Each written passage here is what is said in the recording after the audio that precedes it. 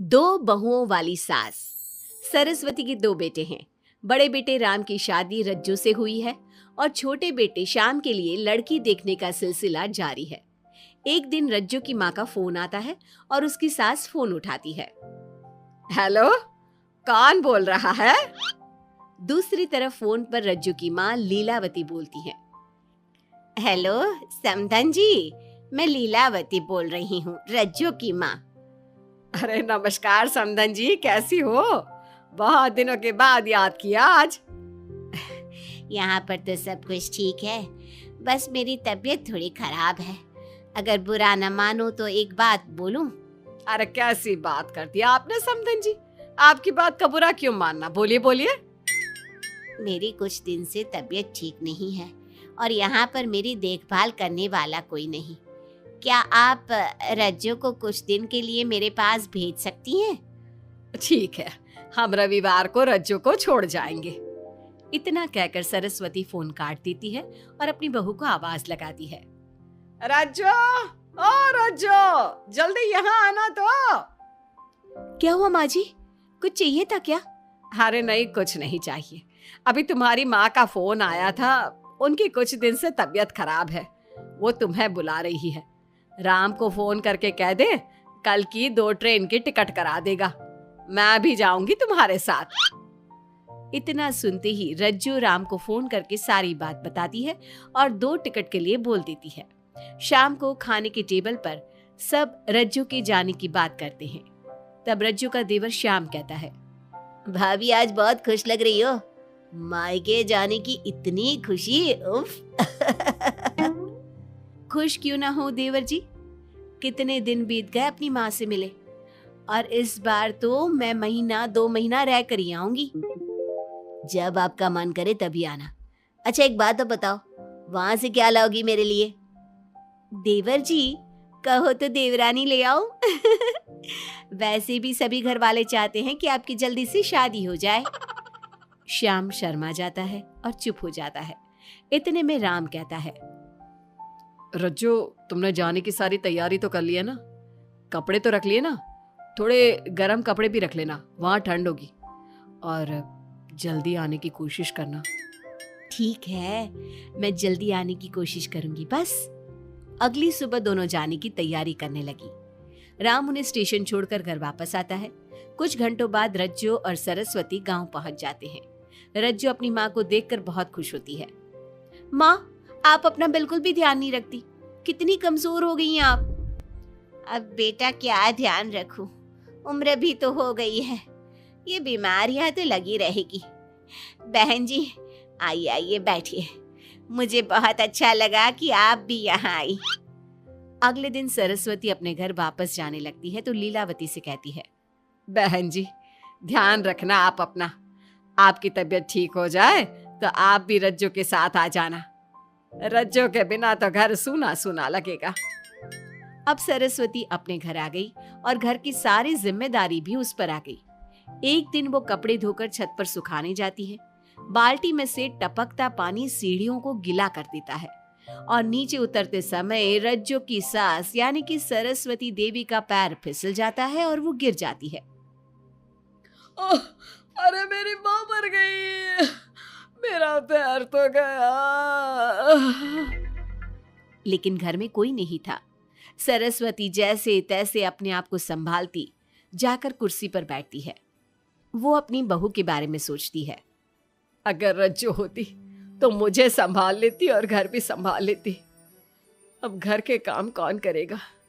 मैं डॉक्टर के पास कैसे जाऊं? बहुत दर्द हो रहा है। जब राम और श्याम घर आते हैं तो अपनी माँ की ऐसी हालत देखकर वो जल्दी से डॉक्टर को बुलाते हैं। डॉक्टर सरस्वती के पैर पर पट्टी बांधता है और उसे आराम करने की सलाह देता है। राम कहता है। माँ, आप बस आराम करो, मैं रज्जू को खबर कर देता हूँ, वो कल ही यहाँ आ जाएगी। अरे रहने देना बेटा, उसकी माँ की तबीयत ठीक नहीं है, कुछ दिन में वो खुद ही आ जाएगी, उसे परेशान मत कर। माँ, अब हमें श्याम की भी शादी कर देनी चाहिए। कभी घर में कोई ऐसी परेशानी आती है तो कोई तो होगा घर संभालने वाला। आप और रज्जू की घर के काम काज में मदद भी हो जाएगी। कुछ समय बाद श्याम की शादी सीमा से हो गई। लेकिन सीमा ने तो आते ही घर में क्लेश शुरू कर दिया। वो छोटी छोटी बातों पर लड़ती और उसे देखकर रज्जू का भी बर्ताव बदल गया। एक दिन सीमा सुबह उठने में लेट हो गई और रज्जू ने नाश्ता बना दिया। सभी अपने अपने काम पर चले गए। जैसे ही सीमा अपने कमरे से आई तो रज्जू ने कहा, तुम साफ सफाई कर लो, मैं कपड़े धोने जा रही हूँ, जल्दी काम हो जाएगा। रज्जू की बात सुनते ही सीमा आग बबूला हो गई और कहने लगी, आज मैं उठने में लेट क्या हो गई? आप मुझ पर हुक्म चलाने लगी। मुझसे कोई इस तरह से बात करी है मुझे बिल्कुल भी पसंद नहीं है। अरे सीमा, ये किस तरह की बात कर रही हो तुम मुझसे? मैंने कोई हुक्म नहीं दिया तुम्हें। मैं तो बस काम को जल्दी खत्म करने की बात कर रही हूँ।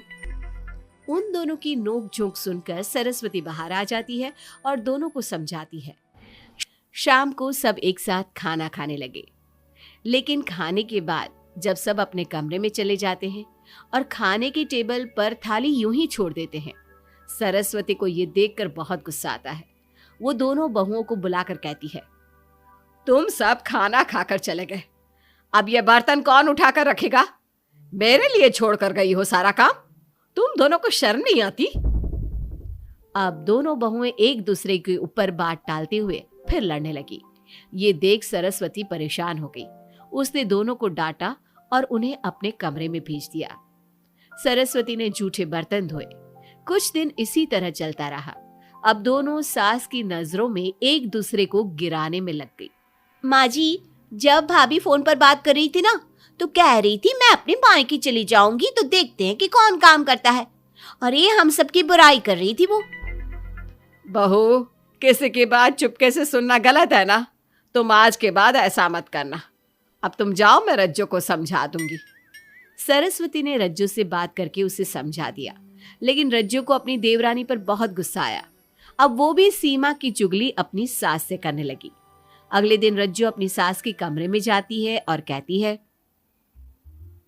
मैंने सीमा को बात करते सुना था। वो देवर जी से कह रही थी कि अगर हम लोग अलग कहीं रहे तो हम ज्यादा खुश रहेंगे, रोज रोज की लड़ाइयों से भी बचेंगे। सरस्वती को इस बात पर गुस्सा तो बहुत आया, लेकिन उसने कुछ कहा नहीं। जब दोनों बहुओं को लगा कि सरस्वती उनकी बातों में नहीं आने वाली, तो उन्होंने रिश्तेदारों और पड़ोसियों से एक दूसरे की चुगली करना शुरू कर दिया। जब सरस्वती को ये बात पता चली तो उसने इनकी लड़ाई को शांत करने का उपाय निकाला। रज्जो, सीमा, यहाँ आओ दोनों। दोनों अपनी सास के पास आती हैं। कल मैं घर में हवन करवा रही हूँ। तुम पड़ोसियों और रिश्तेदारों को आने के लिए कह दो और हवन की सारी तैयारी कर लो। हवन का दिन आ गया। पंडित जी रामायण का पाठ करने लगे। माता सीता से महान कोई पत्नी नहीं। उन्होंने अपने पति के लिए सारे राजपाट, सुख सुविधाएं त्याग दी। अगर कोई पत्नी अपने पति को परिवार से अलग होने को कहती है तो वो पाप की भागीदार होती है और बेटों को भी मां से अलग नहीं होना चाहिए। सीमा पंडित जी की बात बहुत ध्यान से सुन रही थी और उनकी हाँ में हाँ मिला रही थी। ऐसे ही रामायण का पाठ अंतिम सीमा पर आ गया, जिसमें विभीषण के बारे में बताया गया था।